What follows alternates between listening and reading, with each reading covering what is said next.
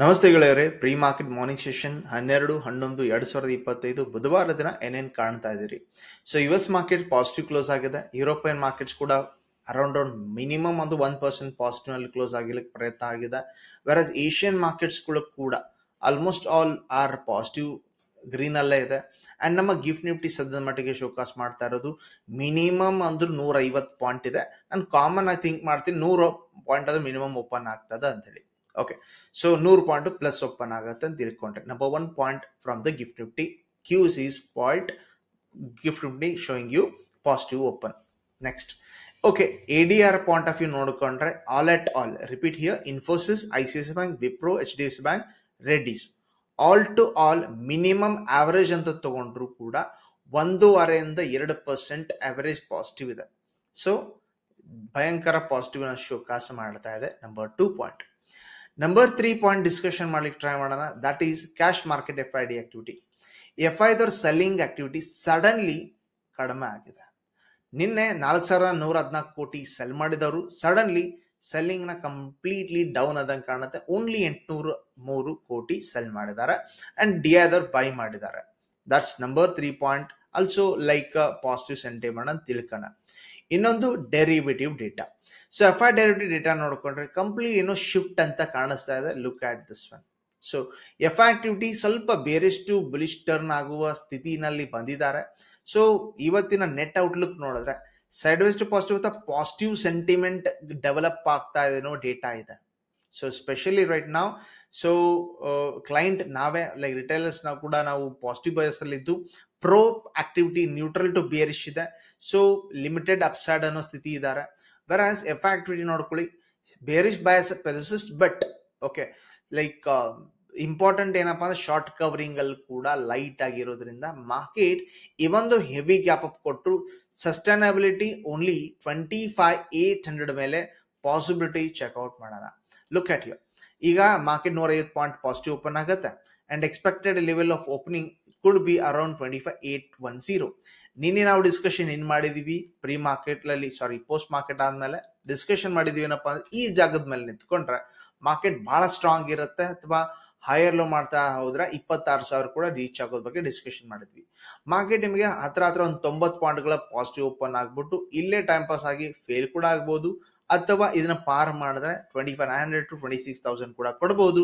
So expectation ಏನದಪ್ಪ ಅಂದ್ರೆ 25,810 ಮೇಲೆಗಳ ಹೈಯರ್ ಲೋ ಆದ್ರೆ ಕಂಟಿನ್ಯೂ ಮಾಡ್ತೀರಿ, ಇಲ್ಲ ಅಂದ್ರೆ ಇಲ್ಲ ಅನ್ನೋ ಸ್ಥಿತಿ ಕ್ರಿಯೇಟ್ ಆಯ್ತು. That is also clear. And GDR data ಕೂಡ ಒಂದ್ಸಲ ನೋಡ್ಕೊಂಬೇಡಿ. That is also positive open ಆಗಿದೆ, ಲೈಕ್ ಕ್ಲೋಸ್ ಆಗಿದೆ.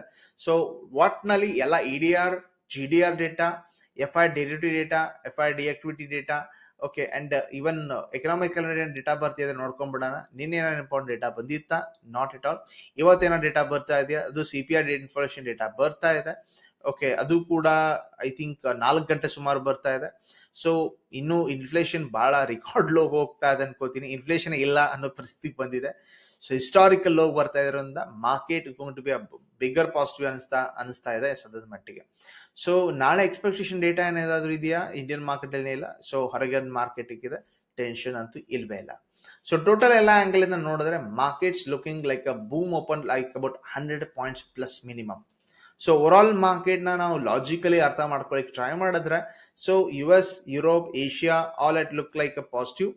ಅಂಡ್ ವೆರಾಸ್ ಇನ್ನೊಂದು ಸ್ಥಿತಿ ಏನಪ್ಪಾ ಅಂದ್ರೆ ಈಗ ಮೇನ್ಲಿ ಮಾರ್ಕೆಟ್ ಬೌಂಡ್ ಆಗಿದ್ದು IT ಅಂಡ್ ಆಟೋ ಸ್ಟಾಕ್ಗಳು, ಮೆಟಲ್ ಸ್ಟಾಕ್ಗಳು, FMC ಸ್ಟಾಕ್ಗಳು ರಿಬೌಂಡ್ ಆಗಿದೆ. ಅದು ನಮಗೆ ಕಂಟಿನ್ಯೂಷನ್ ಕೂಡ ಕ್ರಿಯೇಟ್ ಮಾಡಬಹುದು.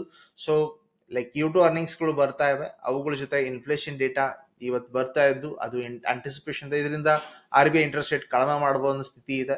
ಸೊ ಟೆಕ್ನಿಕಲ್ ಮೇಜರ್ ರೆಸಿಸ್ಟೆನ್ಸ್ ಕೂಡ ಆಲ್ರೆಡಿ ನೋಡಿದೀವಿ ಅಂಡ್ ಲೆಟ್ಸ್ ಸಿ ಮಾರ್ಕೆಟ್ ಯಾವ ರೀತಿ ಕ್ರಿಯೇಟ್ ಆಗಬಹುದು ಇಂಪಾರ್ಟೆಂಟ್ ಏರಿಯಾಗಳ ಜೊತೆ.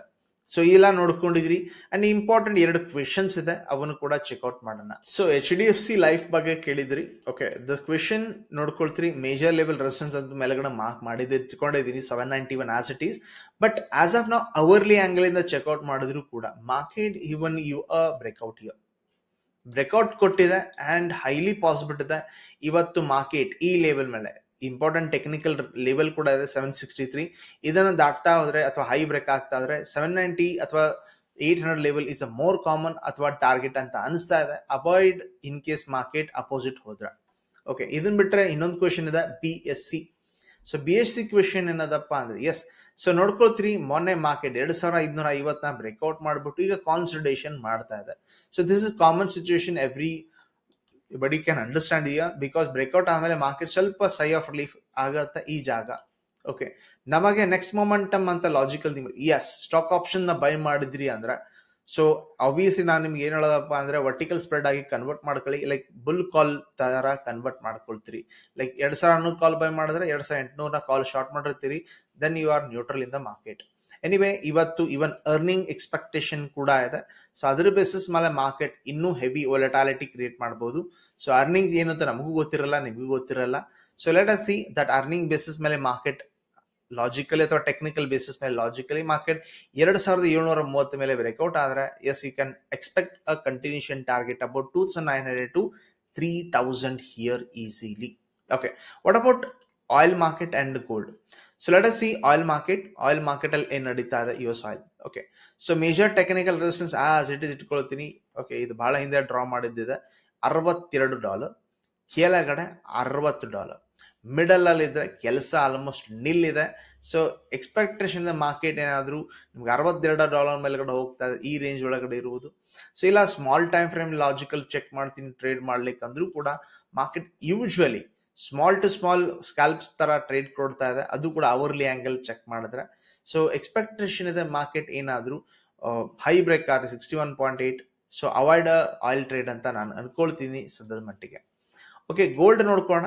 ಸೊ ಒಂದು ಮೊಮೆಂಟಮ್ ಬ್ರೇಕ್ಔಟ್ ಕೊಟ್ಟಿದೆ, ದಟ್ ಈಸ್ ಅಬೌಟ್ 4110 ಮೇಲೆಗಡೆ ಬಹಳ ಹಿಂದೆ ಡಿಸ್ಕಷನ್ ಮಾಡಿದ್ವಿ.